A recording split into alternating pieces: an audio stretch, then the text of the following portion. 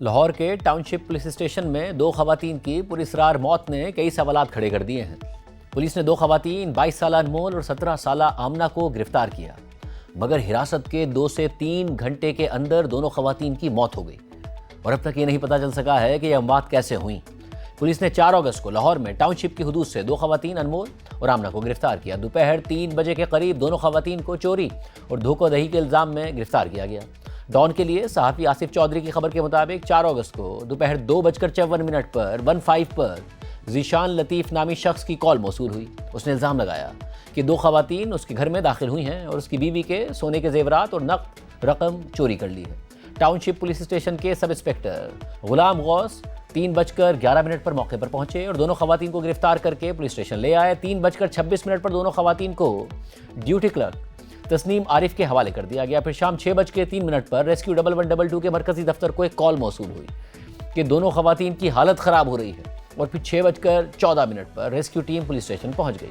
Official کے مطابق rescue team کو ایک خاتون تقریباً مردہ حالت میں ملی جبکہ دوسری خاتون بے ہوش تھیں۔ پھر ان دونوں خواتین کو جناح اسپتال منتقل کر دیا گیا جہاں ڈاکٹرز نے دونوں کو مردہ قرار دے دیا۔ خبر کے مطابق ایک پولیس افسر نے بتایا کہ اس واقعے کے بعد آپریشنز اور تفتیشی ونگز کے درمیان اختلاف پیدا ہو گیا اور دونوں ونگز ایک دوسرے پر ذمہ داری ڈالنے لگے۔ اس کے علاوہ پولیس اسٹیشن کی ایک CCTV فوٹیج بھی سامنے آئی ہے جس میں خواتین کو پولیس اسٹیشن میں دیکھا جا سکتا ہے۔ اس واقعے کے بعد پولیس نے دعویٰ کیا کہ خواتین کی موت ڈرگ اوور ڈوز کی وجہ سے ہوئی ہے، مگر اب تک دونوں خواتین کی پوسٹ مارٹم رپورٹ سامنے نہیں آئی۔ البتہ صحافی آصف چودھری سے بات کرتے ہوئے SSP انویسٹیگیشن لاہور محمد نوید نے پولیس حراست میں خواتین پر تشدد کے الزامات کو سختی سے مسترد کیا اور کہا کہ انہیں معلوم نہیں ہے کہ پوسٹ مارٹم کی حتمی رپورٹس جاری ہوئی ہیں یا نہیں، لیکن وہ یقین سے کہہ سکتے ہیں کہ پولیس حراست میں تشدد کے الزامات بالکل غلط اور گمراہ کن ہیں۔ SSP انویسٹیگیشن لاہور محمد نوید نے دعویٰ کیا کہ دونوں خواتین طویل عرصے سے منشیات استعمال کرتی تھیں اور پولیس اسٹیشن لائے جانے سے پہلے انہوں نے مبینہ طور پر کوئی انتہائی نشہ آور چیز استعمال کی تھی۔ حراست کے دوران دونوں خواتین بے ہوش ہو گئیں۔ ممکنہ طور پر نشے کے اثرات کی وجہ سے ان دونوں خواتین کی موت ہو گئی۔ انہوں نے مزید کہا کہ خواتین سے تفتیش کا بڑا حصہ پولیس اسٹیشن میں CCTV کیمروں میں ریکارڈ ہوا ہے اور اس ریکارڈ سے ظاہر ہوتا ہے کہ حراست کے دوران خواتین کے ساتھ بدسلوکی یا تشدد نہیں کیا گیا۔ خواتین کی پولیس حراست میں موت کے واقعے کی جوڈیشل انکوائری جاری ہے اور اس انکوائری کی ابتدائی رپورٹ سامنے آ گئی ہے جو 5 اگست کو یعنی واقعے کے اگلے دن تیار کی گئی تھی۔ جوڈیشل مجسٹریٹ کی ابتدائی رپورٹ کے مطابق ڈسٹرکٹ اینڈ سیشن جج کی ہدایت ملنے کے بعد شام 5 بجے جناح اسپتال پہنچا۔ لاشیں مردہ خانے میں رکھی ہوئی تھیں۔ جانچ سے معلوم ہوا ہے کہ لاشوں پر بظاہر کوئی وائلنس اور ٹارچر کے نشانات نہیں ہیں۔ جوڈیشل مجسٹریٹ نے مزید لکھا ہے کہ میں نے جناح اسپتال کی ڈاکٹر سعیدہ امجد کا بیان ریکارڈ کیا جنہوں نے دونوں خواتین کو مردہ حالت میں ریسیو کیا۔ اس کے بعد میں نے شام 7 بجے پولیس اسٹیشن کے عملے کے بیانات ریکارڈ کیے۔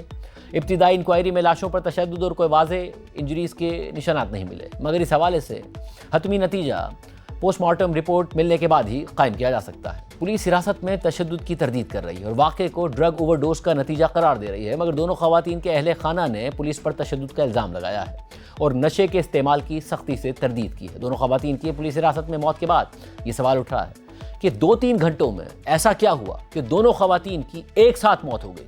اس حوالے سے ہم نے SSP انویسٹیگیشن لاہور محمد نوید کو پروگرام میں شرکت کی دعوت دی، مگر انہوں نے معذرت کر دی، جس پر ہم نے انہیں سوال نامہ بھیجا۔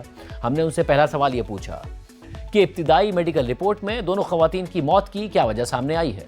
ہم نے دوسرا سوال کیا کہ دونوں خواتین کی موت ایک ساتھ کیسے ہو گئی۔ ہم نے SSP انویسٹیگیشن لاہور محمد نوید سے تیسرا سوال یہ کیا کہ آپ نے کس بنیاد پر کہہ دیا کہ دونوں خواتین منشیات کی عادی تھیں اور خدشہ ہے کہ ان کی موت نشے کے زیادہ مقدار میں استعمال کی وجہ سے ہوئی ہے، جبکہ ایک خاتون کے شوہر تو دعویٰ کر رہے ہیں کہ وہ گھروں اور مارکیٹوں میں جا کر پینسلیں وغیرہ بیچتی تھیں، انہوں نے کبھی سپاری تک نہیں کھائی تھی۔ ابتدائی میڈیکل رپورٹ میں ایسی کیا بات سامنے آئی کہ آپ نے منشیات کے استعمال کا دعویٰ کیا۔ ہم نے چوتھا سوال یہ کیا کہ جوڈیشل انکوائری میں کہا گیا کہ خواتین کے جسم پر نہ تو ٹارچر کے اور نہ ہی بظاہر زخم کے نشانات ہیں، مگر مقتول خاتون کے شوہر کہہ رہے ہیں کہ انہوں نے اپنی اہلیہ کی میت دیکھی جس کے کپڑے پھٹے ہوئے تھے اور چہرے اور کمر پر تشدد کے نشانات تھے۔ ہم نے SSP انویسٹیگیشن لاہور محمد نوید سے 5واں سوال کیا کہ آمنہ کی والدہ اور انمول کی ساس زینب بی بی کے مطابق انہوں نے وہ ویڈیو فوٹیج بھی دیکھی ہے کہ جب ان کی بچیوں کو تھانے میں لے جایا گیا۔ ویڈیو میں نظر آتا ہے کہ جب وہ تھانے میں تھیں تو صحیح سلامت تھیں اور ان کے کپڑے بھی پھٹے ہوئے نہیں تھے۔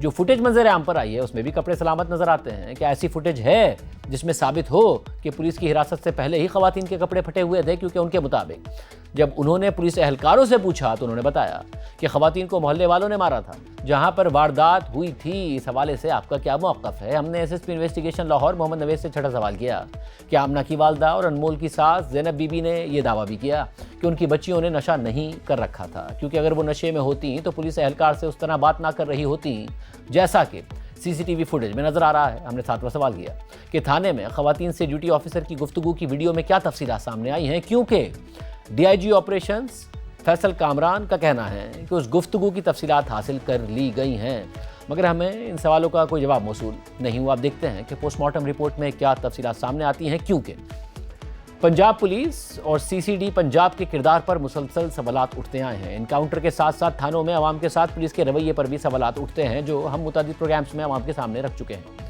اس سے پہلے رواں ماہ لاہور کے غازی آباد پولیس اسٹیشن میں اسسٹنٹ سب انسپیکٹر نے 20 سالہ ذہنی طور پر معذور لڑکی کو ریپ کیا تھا، جس کے بعد پولیس اسٹیشن میں تعینات 70 سے زائد اہلکاروں اور افسران کو معطل کر دیا گیا تھا۔ پولیس اہلکار کو گرفتار کر لیا گیا تھا اور اس وقت وہ جوڈیشل ریمانڈ پر پولیس کے پاس ہے، مگر اس واقعے کے بعد D I G operation Lahore Faisal Kamran نے پولیس اسٹیشن میں خواتین کی عزت، تحفظ اور سلامتی کو یقینی بنانے کے لیے نئے ایس او پیز متعارف کرا دیے تھے، اور ان نئے ایس او پیز کے مطابق خواتین کو غروب آفتاب کے بعد پولیس اسٹیشن میں رہنے کی اجازت نہیں ہوگی۔ آرڈر میں مزید لکھا تھا کہ غروب آفتاب کے بعد کسی بھی ملزمہ اور شکایت کنندہ خاتون کو پولیس اسٹیشن میں نہیں بلایا جائے گا۔ یہ اقدام خود واضح کرتا ہے کہ D I G operations Lahore Faisal Kamran اپنی ہی پولیس پر عدم اعتماد کا اظہار کر رہے ہیں کہ غروب آفتاب کے بعد خواتین تھانوں میں پولیس کے ہاتھوں محفوظ نہیں ہیں۔ پولیس کے ہاتھوں، جن کی ذمہ داری ہی انہیں تحفظ دینا ہے، قانون کا تحفظ دینا ہے، بجائے اس کے کہ خواتین کو محفوظ کرنے کے اقدامات کیے جاتے، خواتین کے نہ آنے کے اقدامات کر دیے گئے۔ جبکہ human rights commission of Pakistan Punjab میں سی سی ڈی کے پولیس مقابلوں اور ایف آئی آرز کے ایک جیسے پیٹرن پر سوالات اٹھا چکا ہے۔ گزشتہ دنوں پنجاب کے علاقے چکوال میں سی سی ڈی اہلکار کی فائرنگ سے آسٹریلیا سے اپنی فیملی کے ساتھ چھٹی پر آئی ہوئی 9 سالہ ہانیہ احمد جاں بحق ہو گئی تھی، جبکہ اس بچی کا بھائی عفان احمد اور والد عدیل احمد زخمی ہو گئے تھے۔ یہ واقعہ چکوال میں سی سی ڈی تھانے کے قریب ڈکیتی کی واردات کے دوران پیش آیا تھا، جہاں سی سی ڈی اہلکار نے انتہائی غیر ذمہ داری کا مظاہرہ کرتے ہوئے ڈکیتوں کے ساتھ ساتھ ڈکیتی کا شکار ہونے والے خاندان کی گاڑی پر بھی فائرنگ کر دی تھی۔